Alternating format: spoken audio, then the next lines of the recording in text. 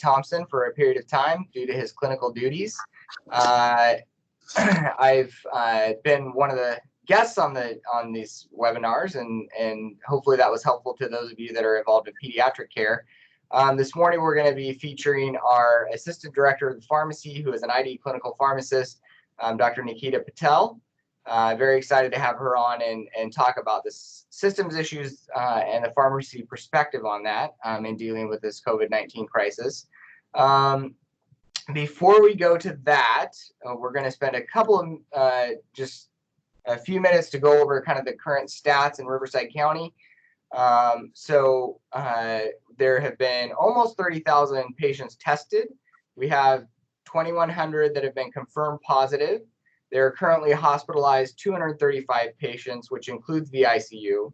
And then there are 64 ICU patients, 54 deaths, and then 416 that have recovered as of now. Hopefully we'll continue to see that number grow. And then also, if you haven't looked at the Riverside County Public Health website, I would encourage you to do so. The website is listed in the chat, and there's a really nice graphic on the different measures and flattening the curve and how that curve can be affected by implementing different measures. And fortunately, it looks like in Riverside County, we're really starting to see our curve flatten.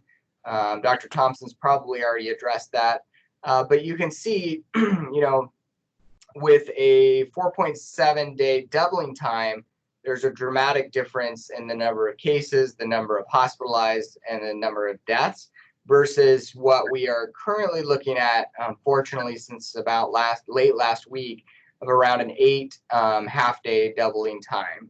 And so you can see, you know, on the graphic on the public health page, and that's very, very interesting to see. So I'd encourage you to look at that. All right, we're going to begin a presentation with Dr. Patel. If you do have questions, please put them in the chat box. I'll be trying to monitor that, and so asking her any questions that you might have towards the end of the webinar. I'm going to give Dr. Patel a brief minute to kind of say anything that she might have as far as an introduction about herself, other than what I've said already, and then we'll turn over to her presentation. Thank you, Dr. Versio. I think it's a very interesting time for me, particularly because I am an infectious disease clinical pharmacist by training, and to see this COVID-19 pandemic unfolding from that perspective, strictly from a clinical end, and then to see the impact that it has from just a hospital operations and pharmacy operations perspective has been very interesting and surreal. So thank you, and I really appreciate the time and opportunity to speak about what our department is doing to prepare for the pandemic. Okay, thank you for joining us. I'm going to go ahead and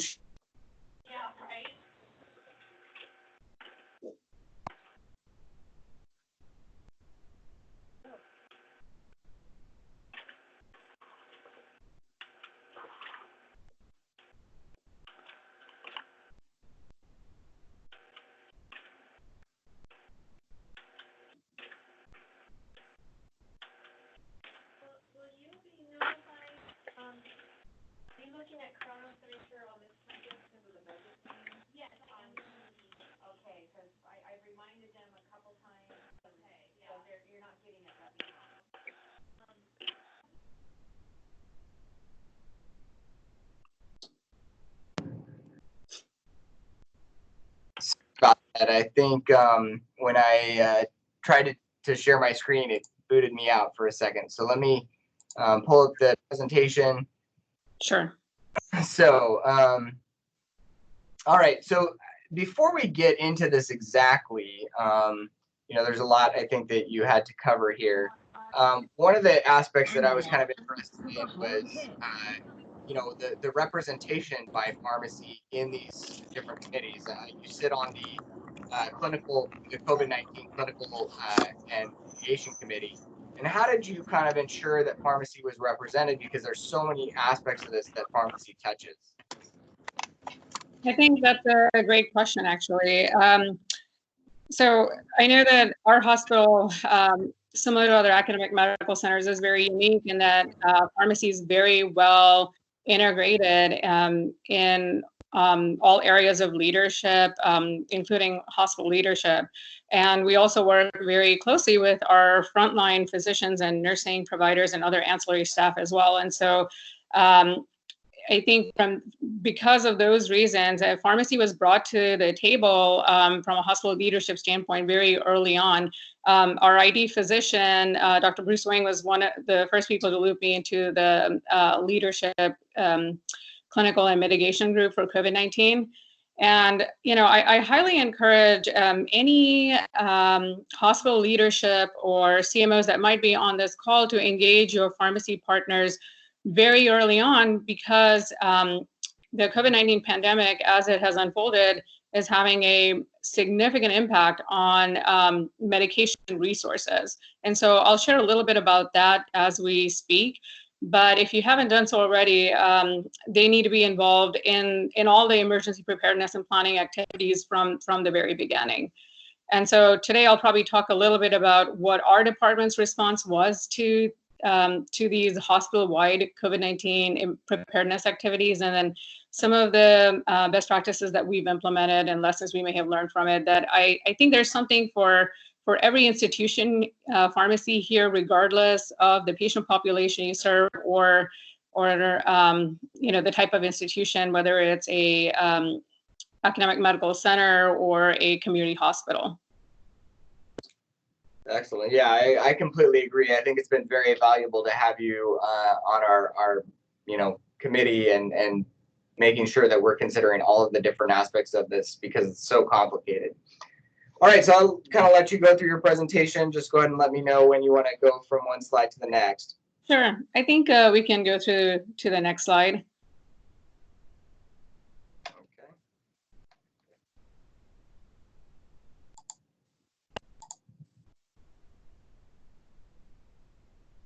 So, thank you. So, like every department, the pharmacy department has its own unique set of challenges in that the COVID-19 has an impact on pretty much all areas of pharmacy practice. Everything right from your retail outpatient pharmacy to your inpatient pharmacy to if you have an infusion center, their pharmacy, and even correctional health services, because we also have a correctional health pharmacy. One of the market challenges that we face are the extensive drug shortages that are impacting the entire nation. And these are the main categories of drugs that are impacted are your sedatives, analgesics, paralytics, your meter dose inhalers, and then not surprisingly, all the potential treatments, that are available for COVID-19.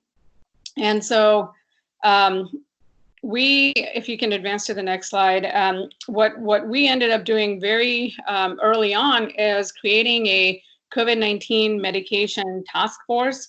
And that task force had about 4 or 5 members that worked with our procurement team to ensure that we were purchasing adequate quantities of medications required for the COVID-19 pandemic. So one of the things that we did was that we had to create a separate medication stock just for COVID-19 that was separate from any of our usual stock of medications and separate from our emergency stock of medications. This was just strictly for COVID-19 specifically. We were given instructions by our hospital administration to prepare for 90 ICU beds and probably our 90 vented patients, probably 100 to 200 ICU level of care patients. And so in order to ensure there's adequate medications available for them, we had to deploy this task force and have a team working on just purchasing medications on a daily basis, including weekends. One of the other things that we came across was that we had to start cross-training and assigning additional individuals through our procurement team, because your staff will be probably out for either childcare reasons or due to family illnesses, or they might get sick themselves. And so it's really important that we start cross-training individuals early on. Additionally, as you're buying more of these medications, especially your neuromuscular blockers, they require refrigeration. And for a lot of the pharmacies, space is limited in general. And then refrigerator space is limited even more so. And so we have to start reallocating some of our meds and creating shelf space for those. Also, your automatic dispensing cabinets, like your Pyxis machines, there's only a finite number of these across hospitals. And, how do you decide which unit will have the Pyxis machine, and, how do you repurpose that machine? So that's something that needs to be discussed as well. I think you can advance to the next slide, please. So this is just an example of what our COVID-19 drug shortage worksheet looked like. One of our pharmacy residents helped us in putting this together. And so if you look across, this is our list of medications. And very quickly, just all the bars to the left that are, or excuse me, to the right that are in color are where we were going for, can we care for 100 patients for 7 days? What would it look like to care for 200 patients for 7 days, 300 patients for 7 days? All the drugs that are highlighted in light blue were our drugs that are to be used for ICU level of care patients, specifically fentanyl, midazolam, norepinephrine. I mean, all of these were already on shortage before the COVID-19 pandemic hit, and then once we were experiencing the after effects of this, a lot of the drug shortages just were compounded even more so. Next slide, please. And so one of the ways that you want to mitigate some of these drug shortages is to optimize the medications that we have at hand, and then kind of stay ahead by instituting treatment algorithms that provide alternatives to your physicians. So, we ended up collaborating with a lot of different disciplines because these challenges truly are interdisciplinary. And so we worked with our respiratory counterparts, for example, to create a pathway for a common inhaler practice, because a lot of these meter dose inhalers are patient specific, but our respiratory therapists were able to make recommendations on using patient specific spacers, but using a common inhaler for a certain unit, for example. We also worked with our physicians, our intensivists, anesthesiologists, and ED physicians on treatment algorithms. One thing I would advise pharmacy departments to do is to take a comprehensive inventory of medications that you have on hand. For example, your fentanyl vials, they may be in certain areas where they're not being utilized as much, such as your outpatient surgery or endoscopy suites, if your hospital is not performing as many elective procedures. So that's another area, that's an area you could pull these vials from. And so, pull stock from areas where it's less utilized to areas where it may be more utilized. You may also have to adjust your Pyxis stock to where you pull out low priority items and place high priority items, especially if you have a unit that's a dedicated COVID unit. And then you also want to ensure that these treatment algorithms go into play very early on. So Dr. Versio just pulled up our adult analgesia, sedation, and paralysis algorithm that Dr. Chi, one of our ED pharmacists, worked on with our ED and ICU pharmacists and physicians. And she will be speaking about this more in depth next week. And so, the one thing I do want to point out is, you see a phase 4 side to this algorithm for your phase 4 surge and then phase 5. So for your patients who are intubated, for example, if we were in a phase 4 surge, we were comfortable using infusions of your sedatives post-intubation. But when you're in phase 5 and there is a significant shortage or lack of these infusions, then we're going to IV push doses of these sedatives. And the reason why I point this out is that it's important because your nursing partners need to be aware, because this is very cumbersome for nurses to do. Next slide, please. I can't thank enough our infectious disease pharmacists. I really want to recognize them for working with our ID physicians and rheumatologists in coming up with our UHS COVID-19 treatment algorithm that I think has been shared with this particular group. Not surprisingly, the data is changing at lightning speeds, and you will need a dedicated pharmacist. I would recommend this be your ID or antibiotic stewardship pharmacist, since every hospital has one, to get involved in looking at the data and really, really critically evaluating it. So I know that hydroxychloroquine is a first-line agent, and there's a lot of data recommending the combination of hydroxychloroquine and azithromycin. Well, one of the things that is now coming up in the literature is that we have, we're noticing QT prolongation with a combination of these agents, not surprisingly. And so it takes your subject matter experts to bring to light these issues that while hydroxychloroquine may seem benign on the surface, there are certain adverse effects that we need to be mindful of, especially when it's combined with other agents.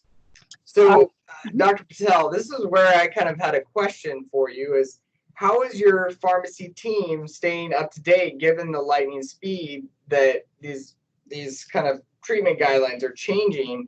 You know, I say this somewhat in jest, somewhat actually seriously. You know, that potentially they need to develop a Twitter account if they haven't already, because some of this stuff is just, you can find it on Twitter. Sure. So that's a really good question. You know, there is a certain power to social media. I agree. I mean, so our ID pharmacists, some of the places where they're receiving their information. So and I've included a resources page at the very end of my slide deck. There's a website called LitCovid. It's from PubMed specifically, that has the most up-to-date COVID-19 literature available. There's also a very exclusive Society of Infectious Disease Pharmacists. And so SIDP has a lot of information as well regarding treatment algorithms. Additionally, the American Society of Health System Pharmacists, ASHP, has a COVID-19 Connect forum where a lot of pharmacists across the country, even across the world, are sharing their practices.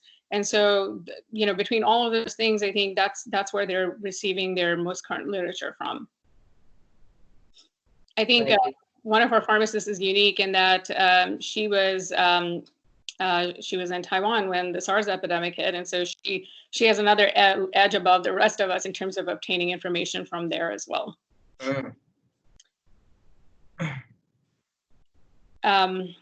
And so I think we could advance to the next slide. So this is just an example of what our treatment algorithm looks like, and our ID pharmacists will be on next week, and they will speak about this more in depth.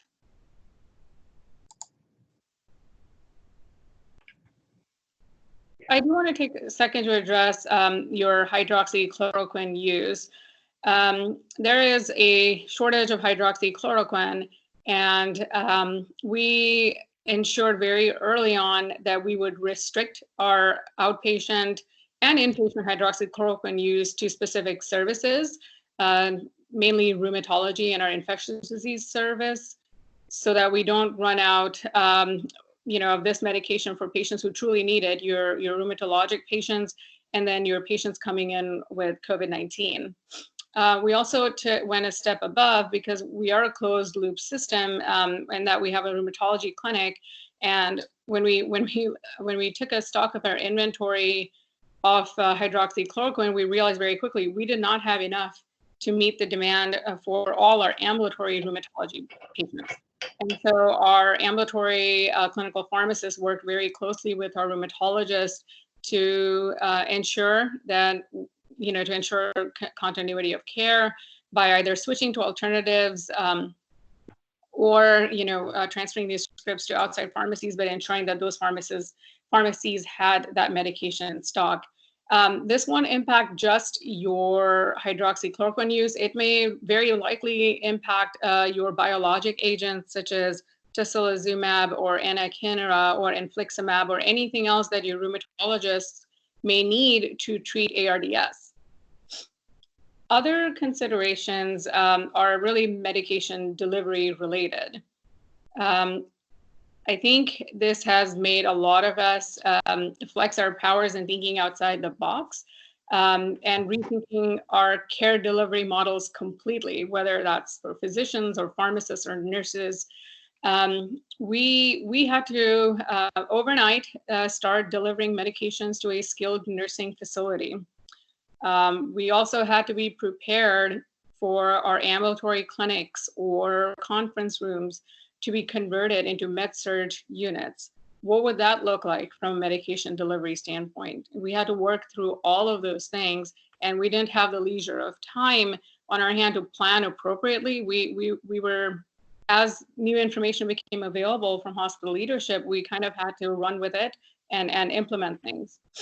Similarly, our retail pharmacies had to change their model to curbside pickup and drop off. There's a separate webinar from our outpatient supervisor regarding that. And then discharge prescriptions. We have a meds to beds program for hospital discharges, and we had to restructure that program to avoid them entering patients' rooms. But then we still want to ensure that the counseling took place, and so we started doing that over the phone.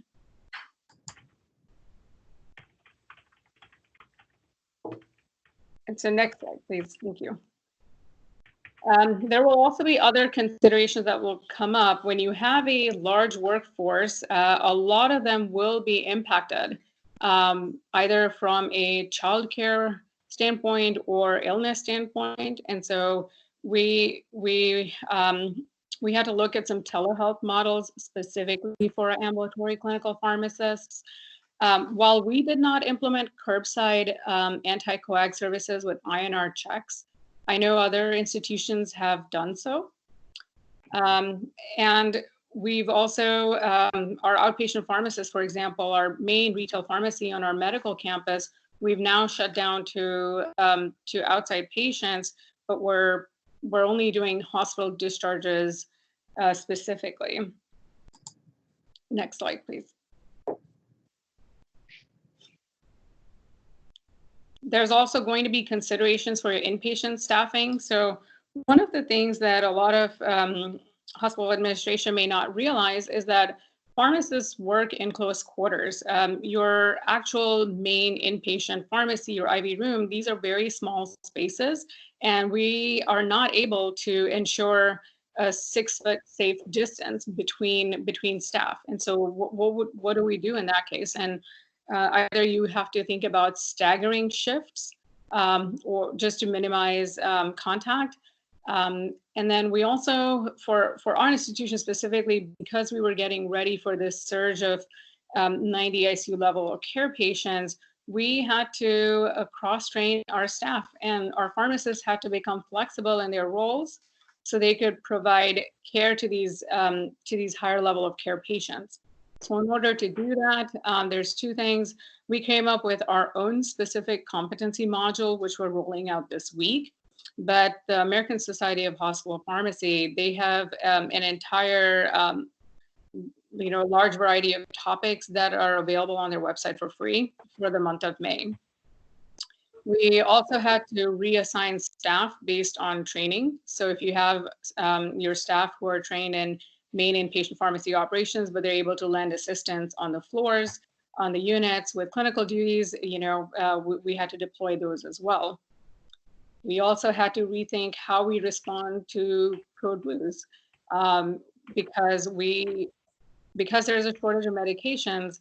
For example, your epi syringes, those are on shortage as well. There's only a limited supply for your crash carts.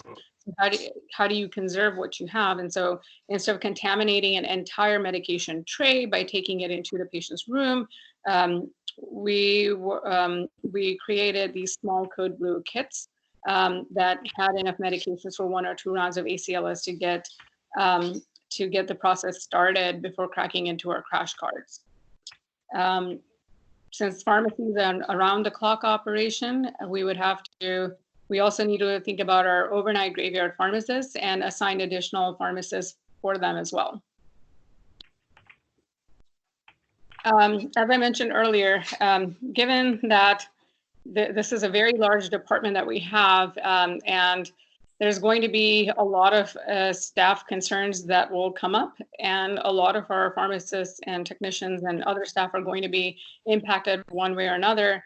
And their anxiety is real. I mean, if you talk to your staff, if you take a minute to address their concerns, that can go a long way. We started with 5 times a week huddles and then expanded very quickly to 7 days a week of daily huddles, where we covered everything that's being covered in our RUHS alerts emails and the current rate of positive cases across the county. The staff, not surprisingly, will have a lot of questions related to the use of PPE, especially if they're going to a COVID unit and they're seeing nurses in full garb and they're only going in with a surgical mask and gloves. Yeah, there were a lot of questions about that were PPE related. There were questions regarding self-reporting, self-monitoring. We have had staff that have been contacted with a patient or with a family member who tested positive. And so what does our department's procedure look like, and our hospital's policy on self-reporting and self-monitoring? So all of these things came up very quickly. And one of the things I would encourage, pharmacy administration to do is have these conversations and have very open, transparent discussions about this. I think the more information you give your staff, the better informed they feel and the less anxious they become about coming to work.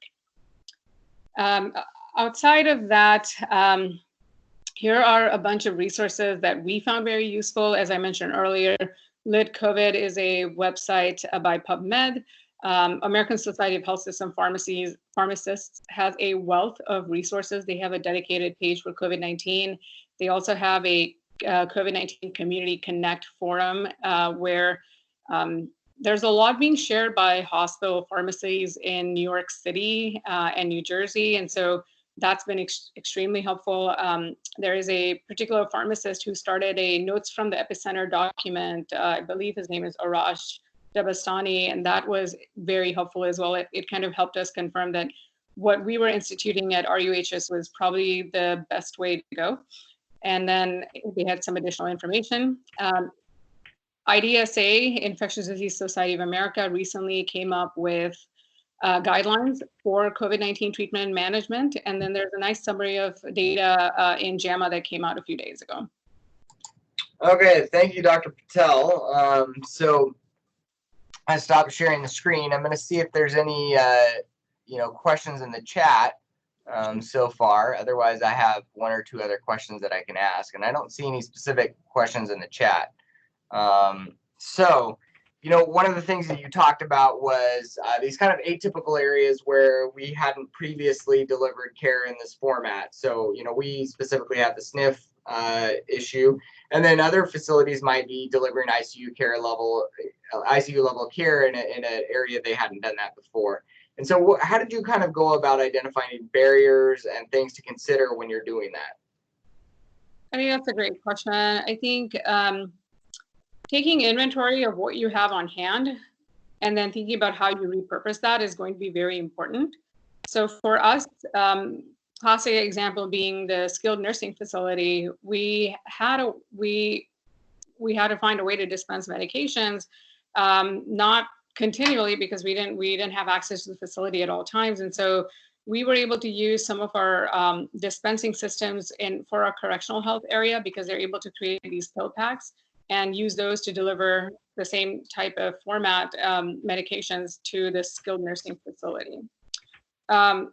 For your critical care areas, I mean, if you may run out of crash cards, so maybe thinking about other cards that might be repurposed as crash cards, such as your anesthesia cards, similar type of medications. Could you restock those types of things? Okay. Well, thank you so much. I think we're running out of time. I hope this was helpful for those of you that are trying to adapt to this situation and could learn from Dr. Patel and what our pharmacy has done here at RUHS. This is our 14th webinar. We're going on our 3rd week of doing this. And so I'll be the host for the next couple of days. Dr. Lima will be joining us on Monday, who's our vice chair in pediatrics, to host, and then I'll be the host for the rest of next week.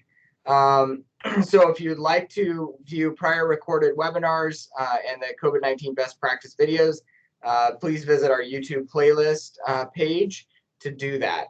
Thank you for joining us this morning, Dr. Patel, and those of you that joined our webinar. Thank you.